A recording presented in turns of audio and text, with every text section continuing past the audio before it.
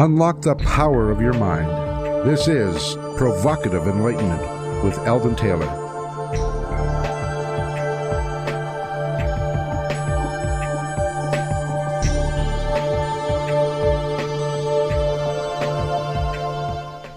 Welcome and thank you for joining us today. The next hour is devoted to learning something more, not just about the world of shoes and ships and sealing wax, but about how, what, and why we believe as we do. A time for the open-minded and a time for those willing to question what they think they know or what they may believe, those willing to be uncertain for an hour. I'm Eldon Taylor, and this is Provocative Enlightenment.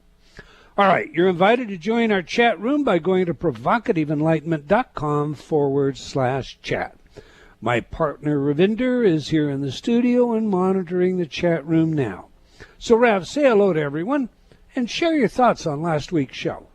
Well, hello, everyone. Last week's show was really interesting. They're always interesting, but that one, gave us lots of food for thought. I suppose I've always thought a lot about being good for goodness sake. I think that is more spiritual than being good for the sake of your faith or because you're told to or for some reward in heaven or all of those kinds of things. So you're talking about the spotlight from last week? The whole idea behind his book as well, But what was really interesting about the interview last week was the fact that even though he is an atheist, he does see the practical applications for having faith as well. So he will tell some of his patients to go back to church because there are all of those additional benefits that come from it. The benefits of community, the benefits that come, to your health and your well-being. So... yeah, I referred to him as a pragmatic atheist, and he liked that. Said from here on in, that's how he's going to refer to himself. And that is very pragmatic. Bottom line is, there are many times that having a spiritual connection works to your advantage. There's a lot of research that shows that's an important element, that having that extended community, having that support, et cetera, and so forth, as I pointed out in the show last week, provides hope. And hope is incredibly powerful when it comes to healing. It is indeed. In today's spotlight now, I would like to discuss the power of suggestion. I have often addressed the various sorts of primes that can influence our decisions, such as the presence of a hand sanitizer. This, for example, is how it might work. Provide a computerized test designed to measure conservative or liberal attitudes. Wait a day after the subject has finished the test and ask them to come back on some pretense that there was a computer glitch, and have them take the same test again, but this time with a jar of hand sanitizer on the desk where they sit. You will find that the presence of the hand sanitizer skews the subject's score more toward the conservative. Why? Think about it for a minute. Hand sanitizer suggests what? Germs, disease, caution, beware, be careful, be safe, and so forth. All of those values are more closely held, typically by conservatives.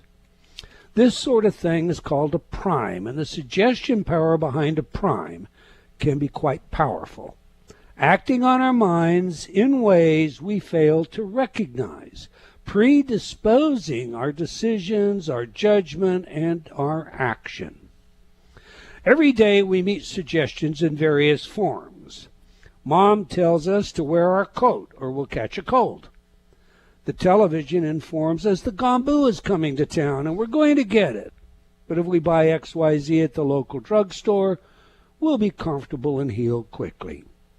We pass a local bakery and the smell invites us in for that pastry we swore we were going to avoid.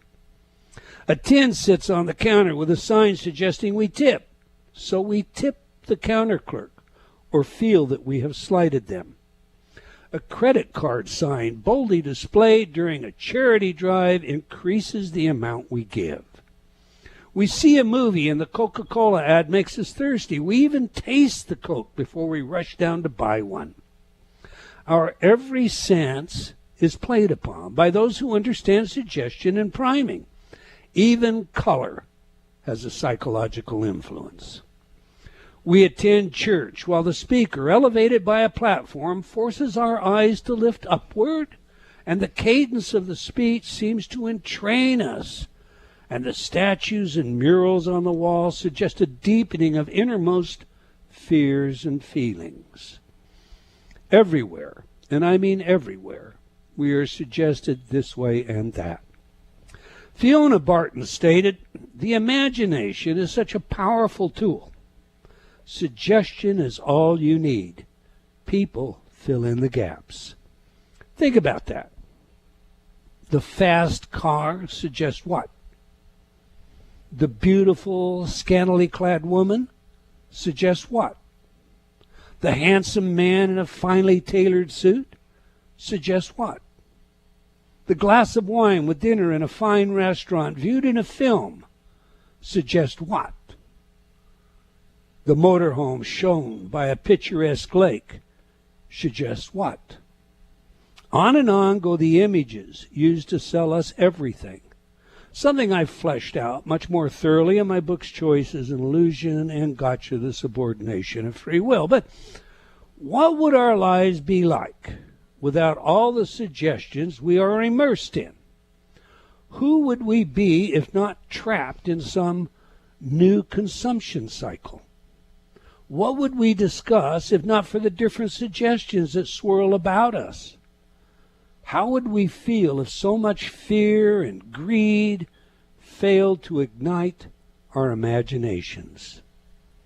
For me, I believe the only defense against being perpetually persuaded by the power of suggestion is to rise above all those suggestions, all those primes. Recognize them for what they are. My thoughts anyway. What are yours, Ravinder? You know, I find the whole subject of primes really interesting. As you say, you cover that in your books, and I think particularly about Gotcha. You know, there are the prime that I always just found interesting was if the waitress in a restaurant is wearing red, she'll get bigger tips regardless if the guest is male or female. So all of that stuff is really interesting, but I think the most important part is that, you know, you have to learn how your subconscious works, because if you don't have any chance in discovering who you really are. So you have to have, you know, you have to have some understanding about how it all works. And so I would definitely recommend your books, Choices and Gotcha, and obviously the book by our guest today too. You know, and he is the real expert on this. I mean, lots of people have written about these things. I mean, prominent writers, much more capable than myself, like Malcolm Gladwell. And we all turn and cite this man. So I'm very much looking forward to the show today with Professor John Barth. Okay, every week I read some of your letters as our way of involving you while paying respect to the very important role you play in making this show successful. Last week our show featured Dr. Ralph Lewis, and we discussed his book, Finding Purpose in a Godless World, Why We Care Even If the Universe Doesn't. Gory wrote, Atheistophobia? The fear of cognitive dissonance? I'm not sure I even get that one, Gory, but okay. Dennis wrote, nothing like a reductionistic, materialistic, with no imagination or a sense of wonder. I wish you had another hour to cross-examine, so to speak. Well, Dennis, I didn't think I was cross-examining. It was agreed that we saw the world maybe differently in some ways, but it was I enjoyed the conversation very much. Dr. Lewis, of course, enjoyed the conversation very much. We've arranged to do another show and flesh this out more specifically. As far as I'm concerned, the only way I can come to know, and I'll put that word in quotation marks, any sense of my self-understanding is to thoroughly question all those things that I might hold whether they be prejudices or biases, beliefs of any sort. And so whenever I have the opportunity to converse with someone that holds an opposing viewpoint, I welcome that. Beth wrote, interesting. He encourages his patients to go back to religion when he does not believe that God is necessary, but perhaps it has to do with the community aspect of it all. Being connected has lots of advantages. Basically what you said, Ravinder. Richard commented, another show for which an hour is inadequate. And I so agree. Moving on, Sam wrote, I want you to know how much your products have affected my life in the positive. I use the bodybuilding, quantum Junging, and fitness MP3s when working out. My attitude towards working out has changed. I used to see it as a drudgery. Now, after using your products, I can't wait to work out. I really enjoy it. So thank you. I'm a changed person. I believe, and therefore luck and success are mine. Finally, Vicky wrote, I just want to let Eldon know the fantastic results I have had with the many CDs I have purchased. It's only been a few weeks since we started using them, and we have seen dramatic results already. For example, my hubby has been using the Stop Snoring Inatalk CD, and already his dangerous and raucous snoring levels have almost stopped. He doesn't wake up with a raw throat anymore. I used to hear him from the other end of a large house. This has been a remarkable result. Thank you. Well, thank all of you. We appreciate your letters. We're out of time for them today, but we do love your comments, so please keep them coming. You can opine by writing to me at Eldon, that's E-L-D-O-N, at eldontaylor.com, or by joining me on Facebook at Dr. Eldon Taylor. We do sincerely appreciate your thoughts and ideas. Now to today's show. And I have been really looking forward to this, and it is a fabulous book. You're going to have to go right out and get it. Before you know it, The Unconscious Reasons We Do What We Do with Professor John Bargh. So let me tell you a little about our guest. John A. Bargh is a social psychologist currently working at Yale University, where he has formed the Automaticity and Cognition, Motivation, and Evaluation Laboratory, ACME. He is the James Rowland Angell Professor of Psychology and Professor of Management at Yale University. Professor Bargh is particularly famous for his demonstrations of priming affecting action. One of the most well-known of these studies reported that reading words related to elderliness, such as Florida and bingo, caused subjects to walk slower when exiting the laboratory, compared to subjects who read words unrelated to the elderly. Okay, on that, let's get him in here. Welcome to Provocative Enlightenment, Professor John Barth. Thank you, Eldon. It's a privilege and a pleasure to be here with you. Oh, it's indeed mine. I have to tell you, your book is very compelling. It's one of the best books I've read in a very, very long time. I love the way you've written it. It's got a lot of style and a lot of humor, and it's a fun book, but more importantly, it's absolutely educational. So I want to thank you for that, and I want to recommend it to all of our readers. This is number one on my reading list this year. Go get the book. Before you know it, The Unconscious Reasons We Do What We Do. So on that, Professor, look, we like to know three things. Who's the messenger? What is the message? And, of course, how do we use it? To begin with, then, to that end, what are you passionate about, and what led you to writing your new book? You know, it's funny. I think I'm passionate about the same things everybody is, and I really wanted to know the meaning of life. I mean, I really wanted to know the basic existential question when I was in high school and college, and that is, you know, why are we here, and what's the point of it all? And it was funny because when I was in high school, we had a big controversy about B.F. Skinner's book, Beyond Freedom and Dignity. This is about 1971. And I remember. And at the same time, it was on the cover of Time magazine.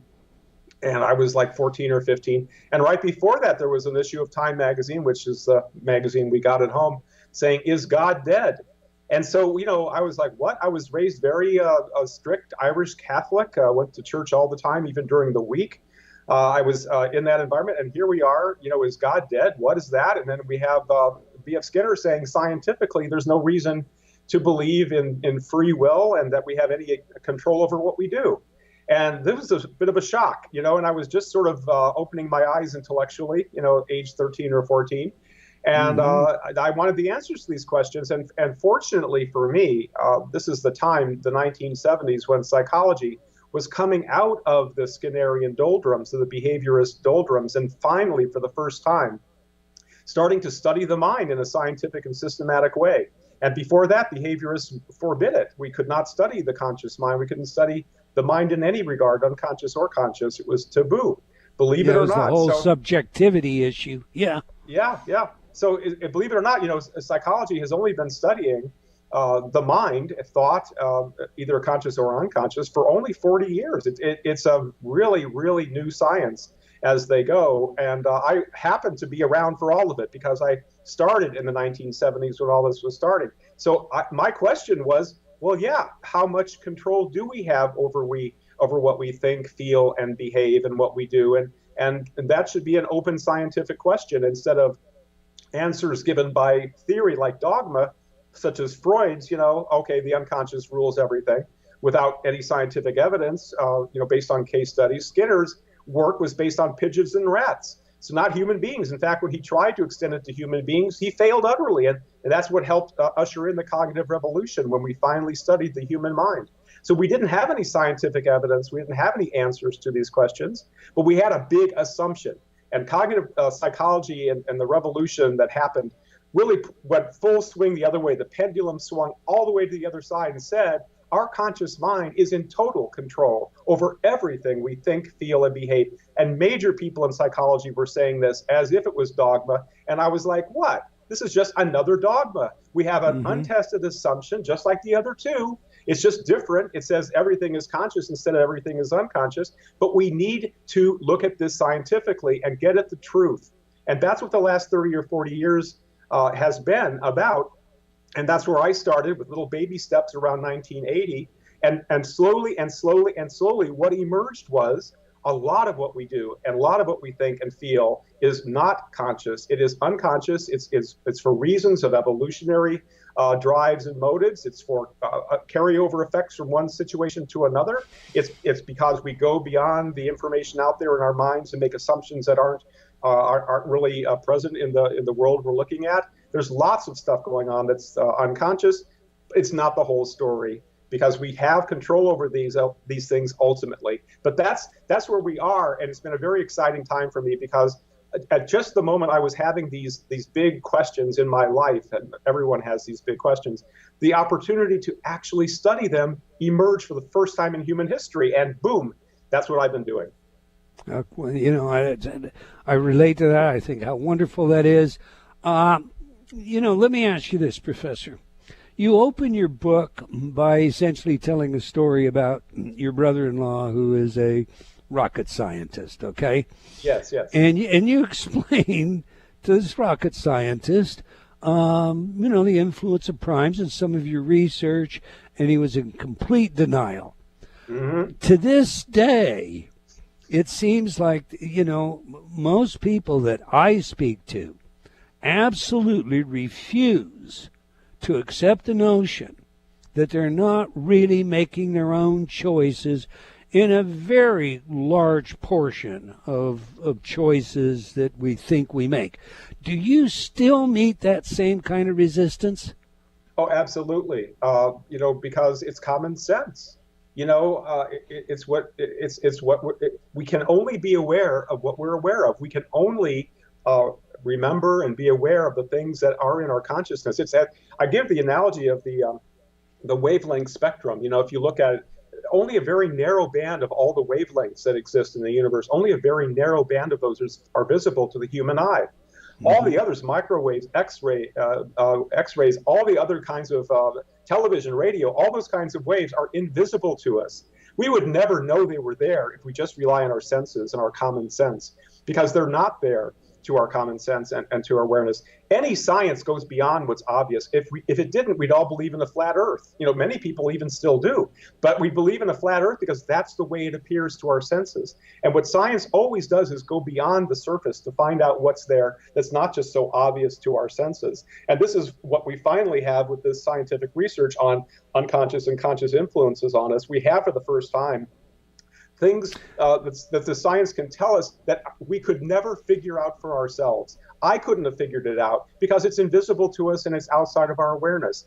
So you have to be open to the idea that science can find out things that aren't available to your senses. And we accept that idea in all the other sciences. We just need to accept it in this one too. I agree totally. And in fact, I used that flat earth analogy earlier today in a meeting I was in. You heard today's Spotlight, Professor. What have I got wrong, and do you think any of us can ever truly protect against the power of primes or suggestion? Absolutely, and I heard what you and Ravinder said about it, and I think that you're really on to the answer, and the answer is the only way you can do anything about them is to accept they exist. If you don't, then you're just sticking your head in the sand and you're going to be at the mercy of them, and we already are pushed around by politicians, by advertisers, by people who do know how they work. And they're laughing at us because we just pretend and we don't accept the fact that these influences are happening, because we don't think that the advertisers are influencing what we buy or what we consume at home. And they do. They actually affect what we eat when we're watching television and what we drink there at home while we're watching television. They know that. Politicians know that they can move us around by making us afraid. They can make us more conservative by making us afraid. They can make us more liberal by making us feel safe. And they do that all the time. They move us back and forth depending on what their goals are. So we're being manipulated and we're being moved around by people who do know what's going on. And the worst thing we can do is to pretend, or I guess in this, comforting belief that we're always in control of everything. It's a delusion that actually makes us more vulnerable. And in the ironic twist of this whole thing, people who believe they have total free will by necessity then have less free will than people who realize they don't. Okay, and I like to get any controversy that's out there out of the way right away, Professor, because we, I'm fortunate. I think we have a very interesting audience, and they seem to be well educated, and I get lots of letters if I miss some point. Mm-hmm. Okay, so your work involving priming with elderly people has been cited more than 4,000 times, but it's come under some scrutiny due to arguably a failure to replicate. Now, I'm aware of reports of failures to replicate findings from social distance priming, achievement goal priming, lonely people's preferences for hot baths. Why do you think that is, and would you care to comment on what some have called your scathing personal attacks on Ed Young and others who reported failures to replicate? Yeah. Whoa. Sure. There's a whole lot to answer there, and it's I don't know if we have time in this hour, but a couple of things. I wrote a blog post in 2012 that I was a bit tongue-in-cheek, and it did not come across that way. I don't know about scathing, but I will say that it made some points that I think are still valid. One is that the journalism on the single study that failed to replicate in a Discover blog, website blog, was then picked up by Nature magazine, and then that was picked up by The Economist with worldwide circulation. So it went up the food chain of journalism. And the headline or the title was that this one study proves by itself that this effect was not true. Now, there were dozens of studies that had already been done, and I think something like 10 or so exact replications of the elderly walking study that were published in the best journals in the field. And now we have somebody doing a study where they changed very important aspects of the procedure. They called people's conscious attention to walking away from the experiment when we never did so. And they translated our materials into French and used primes that were much lower frequency in the French language than our primes were in the English language. And the lower the frequency of the word, the less it's going to have an impact on somebody. And so you make all those changes and you don't replicate.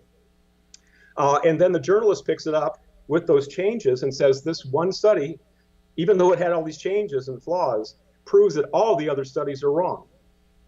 I didn't like that. I don't think that was fair. I don't think the title of the journalist's article should have been, another social psychology study found to be not true.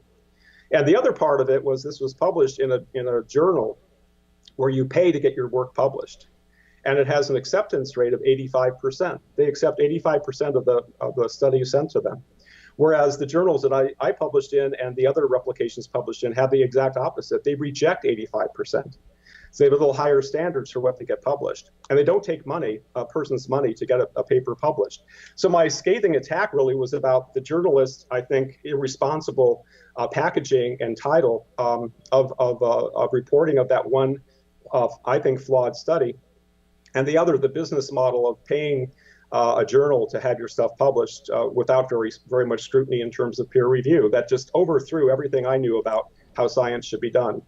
Now, that's the reason for that blog post, and I really thought I was more tongue-in-cheek, but it really hit the fan at a time when I was a little out of tune with the field and how the field had moved, and how the field was now skeptical of studies with small numbers of people in them, relatively small numbers of people, and I was really out of touch. I was, as the book details, I was raising my daughter as a single parent with 24/7 custody, and I was doing the best I could. Actually, I was also in the middle of a custody battle at that time, fighting for my daughter, which I won. But I was really consumed by the court. I would run over from the nearby circuit court and or county court and run over to teach my class, literally running the 5 blocks to teach my class. And I didn't have any time for anything else. So, this is sort of a perfect storm in my life when I think, looking back, if I had more time to devote to what was going on in the field with these replication controversies, I probably would have played things differently, but I was just barely keeping my nose above water. I realized that this blog post was not taken the right way at the time, and I took it down after 2 months. Other people, for whatever their motivation is, have kept it alive and keep it on their website so everyone can keep reading it, 7 years later. But I took it down after 2 months because I realized it was horribly misunderstood, and also that I really did not understand the feeling of people in the field at the time. I really misread where people were about these issues, and I would have done things differently if I had known that. I don't think I could have done anything different because of what was going on in my personal life, my home life, and that was the most important thing in my life. And I had to devote my priorities to that before anything else, before my work. Well, that's for what it's worth. Yeah. I'm sorry. For what it's worth. The blog is out there. Everybody can read it. I didn't take it that way. And I do, and the problem sometimes when you study the mind is you look initially for motives. And I look at this, and there are a lot of people, just as we said at the beginning of the hour, who resist the idea that you could be right, because that's just not consistent with their common sense, as you put it. They know they're making the choice. So wouldn't it be better if your research was flawed and we really weren't as puppeted as perhaps indeed we really are? That was my takeaway. For what it's worth, I thought the attacks on it were unfair. All right, I have to say thank you for that, but I also want to say that I do think that being more concerned about the replicability of our science is a good thing overall. I think that unfortunately it's been weaponized by some people to attack findings that go against their pet theories and to try to embarrass people. And unfortunately, the incivility is out there on social media, and it's in our society. It's not just in psychology.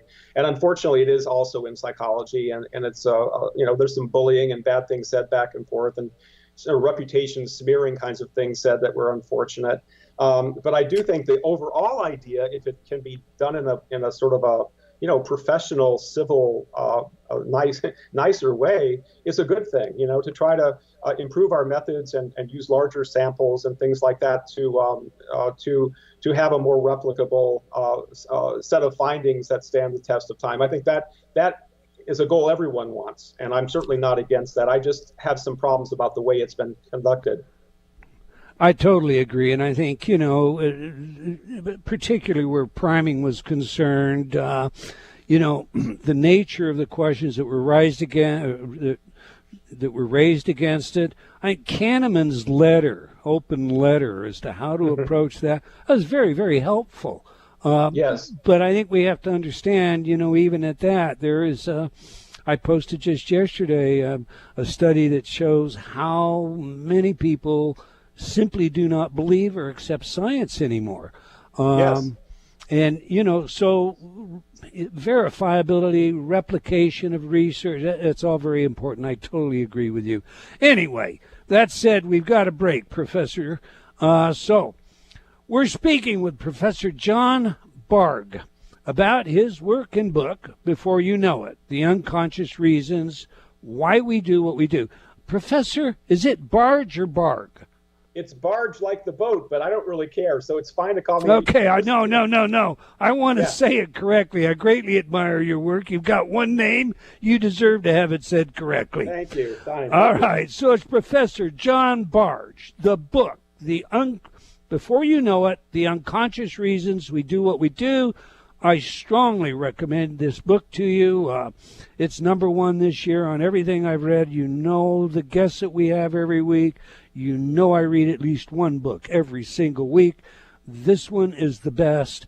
Go get it. You can learn more about our guest by visiting his website at beforeyouknowitbook.com. Now, we have video for you in the chat room today featuring the effects of priming. So if you're not already in the chat room, it's time to get on over there, and you can do that by going to provocativeenlightenment.com/chat.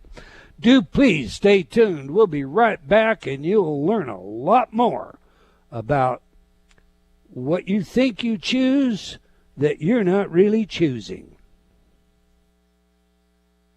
You're listening to Provocative Enlightenment with Eldon Taylor. Change has never been easier. Whether you wish to lose weight, stop smoking, build better relationships, become creative, enjoy ultra prosperity, or simply relax and promote self-healing, Inner Talk has been repeatedly demonstrated effective in the most rigorous of scientific studies. Our customers love Inner Talk. Sean wrote, "I have struggled with bulimia for over 30 years and have never been able to lose weight without restoring to it until I used Inner Talk." Vicky wrote, "My hubby has been using the Stop Snoring CD and already his dangerous and raucous snoring levels have stopped." Celeste wrote, "I recently graduated from Taft Law School with honors. I'm writing to tell you how much your Inner Talk CD, Excel in Exams, has helped me. With over 300 titles to choose from, there is something for everyone. Check it out today by going to innertalk.com.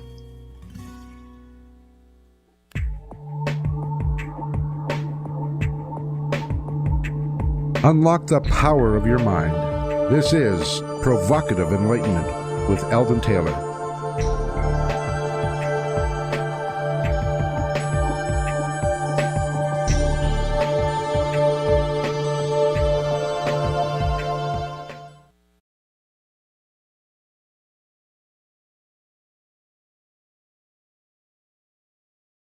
Welcome back. If you just joined us, we're chatting with Professor John Bargh about his work and book, Before You Know It, The Unconscious Reasons We Do What We Do. Once again, I'm going to plug this book because I just feel that if you understand this, you have an opportunity not to be puppeted the way we see so many today. You can learn more about our guest by visiting his website at Before You Know It Book. One word, beforeyouknowitbook.com. Okay, every week we ask our guests for their favorite music that has some real meaning to them. As you know by now, music psychology is a new avocation of mine, and it's a field of research with practical relevance in many areas, including intelligence, creativity, personality, and social behavior. Okay, Professor, your chosen music is Heartbreaker by Led Zeppelin. I know the story behind this because you provided it, but please share with our audience why it is so special to you and how it informs us about who you are. You know, thank you. I loved it. I was laughing while you were playing it there because I knew why. It's the 4 minutes and 14 seconds that changed my life. I heard that for the first time when it came out. The album came out in 1968. I was 13 years old, and no one had ever heard anything like that before. And it really, it just, especially for a 13-year-old male, you know, back then especially, it was empowering. It it was wild. It just opened the door for my childhood and opened the door to the future. And it basically said, I feel still the same way as I just heard that now, and I'm 63. I listen to that song. I feel like I can do anything. I just feel like I can overcome, and I can do, if I want to, I'm just going to go for it. Damn the torpedoes. And if I fail, I fail, but I'm going to go for it. And that's the message. I don't know even if that's in the lyrics. And the lyrics are about, sort of a misogynist kind of idea about women, really, if you listen to it. It's the music, it's the bass line. It's John Paul Jones. It's John Bonham on the drums. I mean, it's just the bass. No one had ever heard anything that powerful before. And the whole point of that group was just the unleashed power of potential. And it just struck me like Saul getting hit by lightning and becoming St. Paul. That's what happened to me. That was my lightning bolt.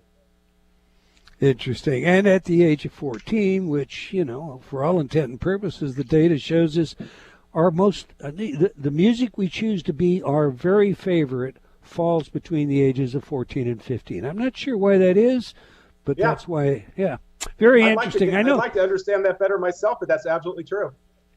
Okay. Let's turn to your book, sir. How's the scientific unconscious as you see it different from Freud's? Yeah, Freud, it's a really, really interesting story of what led to Freud. Freud, a lot of people think that he came out of this totally out of new cloth, and it's not true. There was 150 years of medical science trying to understand psychosomatic illnesses, people who were sick and under distress, but they could not find any physical cause for it, and they didn't know why. And so a lot of the time they thought it was possession by an evil spirit or possession by a demon. Even into the 1880s, that's what most physicians thought, that it was a possession by an evil spirit. But Freud and Pierre Janet at the same time, separate places, separate hospitals, actually took it seriously and said, I'm not going to say this is an evil spirit. I'm going to look for an actual physical cause. And they, for the first time, included the mind as a physical cause. And the mind is part of the body, not separate from the body. And the mind could have disorders that actually led to physical symptoms and physical problems. And that was a huge breakthrough in terms of not just medicine, but in terms of our understanding of how the mind and body are connected to each other. We had hundreds of years of Descartes and this dualism idea that the mind is somehow detached, metaphysical, separate, and they brought the mind back into the body and said it's also participates in physical things like illnesses too. The problem is they didn't really have the scientific method, and they based their theories and their studies and everything on case studies on a very few people, certainly not a random sample of human beings by any means. These are mental patients. These were people with problems. Pierre Janet recognized that these were special people, and he said, we cannot generalize from these mental patients in our hospitals to how everybody functions, normal people around the world. But Freud insisted that we could. And so he basically thought the unconscious mind was separate, a separate mind playing by its own rules, because of people with split personality or schizoid disorders who actually became a different personality and it went back and forth. So he thought the unconscious mind was driving the alternative personality, the split personality, and said, okay, it's a separate mind in there. And no, not all of us have a split personality. It's actually fairly rare. And so the science is basically showing with neural imaging and fMRI studies, and it's very, very clear, the same brain regions operate when you're in unconscious mode and conscious mode. The same reward structures, the same kinds of sensory structures. If you have unconscious effects going on and image the brain, you find the same areas are active as when the person does the same thing consciously. We have one mind. It can go in conscious and unconscious modes, but it's not a separate mind with its own rules. And it's certainly not self-destructive. And it's certainly not maladaptive, which is how Freud painted it. It's actually evolved over time through natural selection to be very adaptive and helpful to get us what we are trying to get. Let me ask, your answer provokes two thoughts. First, as a thought, Freud was a devout atheist, and so he's not likely to take this notion of evil spirits seriously. No such thing. Right. And that gave him a definite advantage. It reminds me, of stories where, the theists just simply, as in Galileo's case, take that for example, would not look through the telescope because they already knew the answer. Okay. Right. So Freud had a advantage that we all benefit from. But the next thing that comes to my mind that I have to ask you about, Professor, is, Libet made himself famous with his cortical evoked potential, the P300 wave, originating in areas of the unconscious. When you look at the research today, fMRI, PET, etc., you're saying, if I understand you correctly, that there is no such thing as an area of the unconscious. That's right. There's no separate mind or system of the mind that's an unconscious, separate from the conscious mind. It's all one mind. Okay. So now if we all have one mind, what is it we mean when we say we are primed at an unconscious level to behave or make choices at a conscious level? Sure. How do you see that hierarchy splitting? Sure.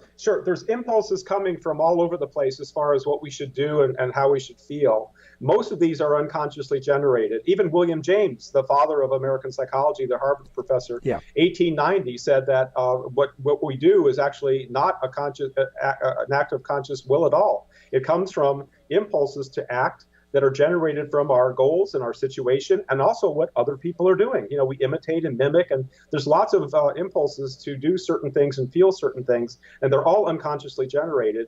And what we do consciously is basically make sense out of it, try to understand why we're doing what we're doing, come up with a good explanation, we think, but it is an explanation. It's something after the fact. And there's really interesting research by people like Michael Gazzaniga, who is considered the father of cognitive neuroscience, who did work with split brain patients or hypnotized patients, and he remarked that, I tell them they're going to go, when I snap my fingers, they're going to get down on the floor and crawl around their hands and knees, and 3, 2, 1, snap, and they do that. And he said, they immediately say, I think I lost an earring down here. Or I tell them they're going to walk out of the room when I snap my fingers. They get up and walk out of the room right past me. Oh, I'm thirsty. I need a drink of water. So what he said was what's remarkable is we're so facile at understanding in a plausible, reasonable way what we're doing, but it's always after the fact, as if we're building a narrative about the plausible good reasons for what we're doing. So the impulses are generated from a variety, the evolutionary systems, the mimicry, imitation systems, our goals, telling us what's good for the goal. All these things are coming to impulses unconsciously, and we're making sense of them consciously. And it's sort of, how people take the iceberg and make that an analogy with conscious and unconscious mind. And the unconscious is the part of the iceberg below the water. I like dolphins. My analogy is dolphins, because dolphins breathe air. They have to come up. They're mammals. They have to come out of the water to breathe. So they're in the water, and they come out of the water, and they breathe the air, and they go back in the water. So what's going on here is sort of an interplay dynamically between, say, the water is unconscious influences coming out into consciousness and doing something consciously, and then getting back in the water. So what happens unconsciously influences our conscious experience, but our conscious experience also influences our unconscious experiences and influences afterwards when things carry over. And I have a really good example of this I want to share, because I love this story. I love this thing. It's road rage. Yeah, it's road rage, right? Now, I hope you laugh, because I laugh at myself, because I do this, right? You're on the interstate. You're on Route 90. You're Interstate 90 right by where you are there. Right. And or 84, right? Your major interstates. Actually, they're right by us too. They're just on the east side of the country, the same interstates. So you get on one of those, and someone cuts you off. It's like, you're a jerk, and you're a little ticked off. Someone just cuts you off like that, and then the next person cuts you off. Hey, get a little madder, and then the third person. What's and then the fourth. What's going on? And you really get mad at that fourth, and then the fifth. You're about to kill the guy. Road rage, right? Well, look, it's not the same person doing it 5 times. That fifth person just did it once. The first person just did it once. Why are we so much madder at the fifth person? It's because it carries over. The one experience carries over to the next. We feel even madder because we're building on the anger we already had. And we act to the fifth person as if they're so much worse than the first person, even though they did the same thing. And that's how things carry over from one situation, from one moment to the next, and build up. And we experience, though, just the present moment, not realizing the influence of the recent past on us. Right. All right. Now, look, so I want to make sure I understand this. We have multiple accumulations of input occurring simultaneously across the brain. Split brain studies show us that in some instances, the left brain may tell us that a young person wants to be a race car driver when he grows up, and the right brain may say they want to be an artist. So obviously we have even competing ideas about what's important to us. But somehow these all compete to where, in a sense, to make sure I get this right, in a sense, they rise to a level where they become what we hear. Maybe something like analogous to the cocktail party effect, where I don't hear anybody until they say my name, and then suddenly, yeah, all right, I become aware of it. And when that stronger piece of information, however you want to describe it, controls, we respond to that. Have I got that right? It isn't two brains, sure. Three brains, four brains? Like Whitman said, I contradict myself because I contain multitudes. And we have many different goals and many different interests. And they do compete against each other, and they compete all the time. We're managing that competition. Often, sometimes it's managed for us. There's things that are override. For example, when you're primed by witnessing somebody being helpful, you tend to want to be helpful too. Someone drops some pens, and you reach down to help them pick them up, but they're messy. There's ink all over them, and you recoil because you don't want to touch something filthy and messy. So we have an evolved kind of idea to avoid contamination and filth and disease that overrides the other impulse, which is to help. So we have these things going on all the time, and the stronger of the goals, the more important, overrides the less one, and sort of managed that way in some kind of hierarchy. But sure, I mean, I wanted to be a professor and study psychology and study these issues. I also wanted to be on the radio. I was a disc jockey for 10 years in 5 different states. And I love both of them, and I had to make a decision. And often we do have to make these choices in our life, and things are there. I do think it comes down to whatever fits your most important drives and motives. That's what's gonna carry you along the way, and that's the nice way that goals cause us to like things that are good for the goal. If we have good goals and we have well-meaning goals and we have important purposes in our life, and those are our motivations, they will win. They will win out and direct us in line with what's good for those goals. So it's really important. I have a chapter in the book, Be Careful What You Wish For, because our important goals, really do make these decisions and override things. If our important goals are to have sex, right, then our important goals are going to come out maybe when we have power over somebody, like in all the recent cases of these, famous people who use their powerful situation over weaker, less powerful people, basically to have sex. If that's what your goal is, when you have the chance to pursue it, that's what you're going to do. And you're going to dismiss all the objections and all the maybe bad things that'll happen to you if you get caught. It'll be, no, that's not going to happen. And look what happened to all these people. So I think it's really important to have good goals that are caring about other people, like a parent cares for a child.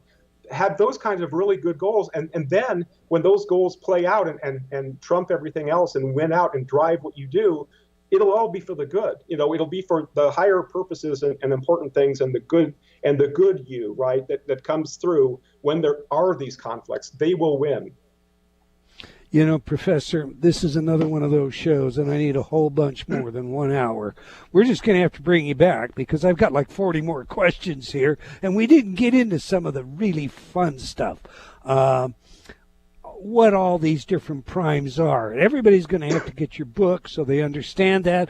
But in about 30 seconds, sir, tell everyone how's the best way to reach out to you, follow you, learn more about you, obtain your blog, or and so forth. Well, first of all, Eldon, I would love to come back. I really would. This has been these have been very probing questions, very, very important questions, and I've really enjoyed it. And enjoyed also talking to you because of your work.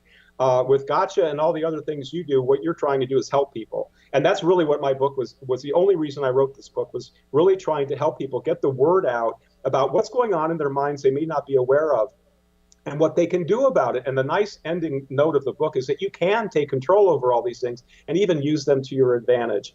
We're at Facebook, Before You Know It book on Facebook. There's a page. I put everything up, including today's interview, and everything was on there, interviews on the newspaper and so forth. There's a beforeyouknowitbook.com. But I think Facebook is the best way because I update that all the time, and people follow it and write back and forth. And that's pretty much it. I teach my Yale class. I have a wonderful family. I have a great life. And I enjoy talking to you and people who want to get the word out, who are trying to help other people in their lives. It's been indeed my pleasure, sir. Professor John Bargh, that's spelled B-A-R-G-H. Get the book Before You Know It. All right, we're out of time. Until next time, wherever you are in the world, remember, believing in yourself always matters. Provocative Enlightenment has been brought to you by Progressive Awareness Research and other sponsors. Provocative Enlightenment is a syndicated show and appears on other networks. For a schedule of show times, visit provocativeenlightenment.com. If you're interested in becoming a sponsor, write to Eldon at eldontaylor.com.